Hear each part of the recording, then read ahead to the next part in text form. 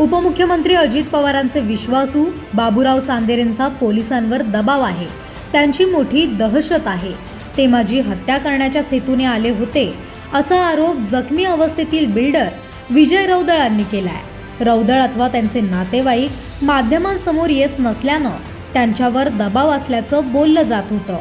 मात्र अखेर आज ते माध्यमांसमोर आलेत. चांदेरेंनी उचलून आपटल्यानंतर रौदळांवर खासगी रुग्णालयात उपचार सुरू आहेत. घडलेली हकीकत सांगताना रौदळांना अश्रू अनावर झालेत. डोक्याला, हाताला, पायाला अन पाठीला इजा पोहोचल्याचं ते सांगताहेत.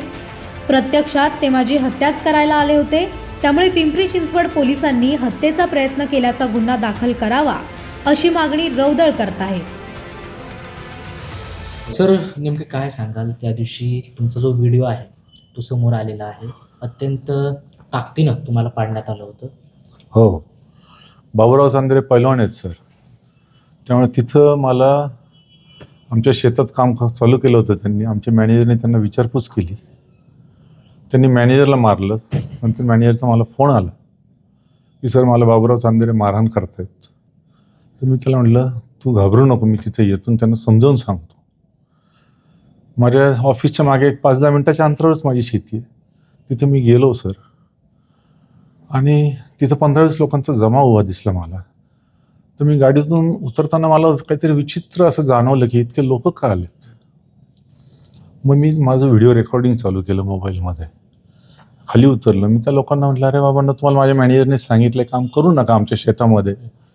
जर तुम्हाला काही काम करायचं असेल तर तुम्ही आम्हाला सांगा काय करायचं आहे, कसं करणार आहात, त्याची लाईन आउट काय आहे. एवढं मी सांगेपर्यंत सर दुसऱ्या एका गाडीतून बाबूराव चांदेरे आले.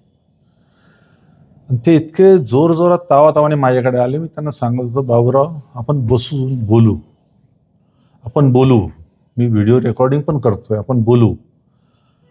पण ते जे काही 20 मीटर अंतर ते चालत आले जोराजोरात आणि त्यांनी मला आले आणि उचलून फेकलं सर.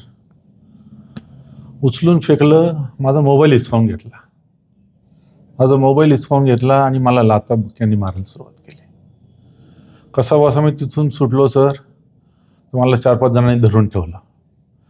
4-5 जणांनी धरून ठेवलं रे मला बाबूराव चांदेरेंनी अतिशय घाणेरड्या शिव्या, अतिशय घाणेरड्या, ज्या सर लेबर सुद्धा देऊ शकत नाही अशा शिव्या बाबूराव मला देत होते. आणि हे गोष्ट त्यावेळी माझा एक ड्रायव्हर तिथं तो पण रेकॉर्डिंग करायचा प्रयत्न करत होता.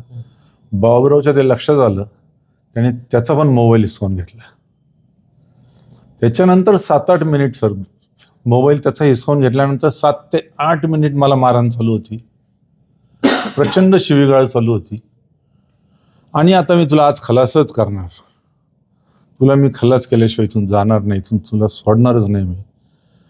माझ्या भाऊबंधांची जमीन तू 30 वर्षापूर्वी विकत घेतली. तू का ती जमीन विकत घेतली? तो म्हटलं सर माझा हा व्यवसाय आहे, त्यावेळी तुम्ही घेतली असती तर मी घेतली नसती.